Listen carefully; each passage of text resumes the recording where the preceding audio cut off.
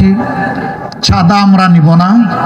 আল্লাহ যদি জনগণের ভালোবাসায় আমাদেরকে সরকার গঠনের সুযোগ দেন, তাহলে চাঁদাওয়ালাদের হাত বন্ধ করে দেব। দুর্নীতি আমরা করব না এবং দুর্নীতিকে আমরা প্রশ্রয় দেব না। এই দুই ভাইয়েরা এখন চিন্তা করবে, হায় হায় আমাদের কি হবে। না রে ভাই, তোমাদেরও ভালো হবে। কিভাবে ভালো হবে? হারাম পথে তোমরা যখন রুজি করো, ভিতরের মধ্যে অশান্তির আগুন জ্বলে।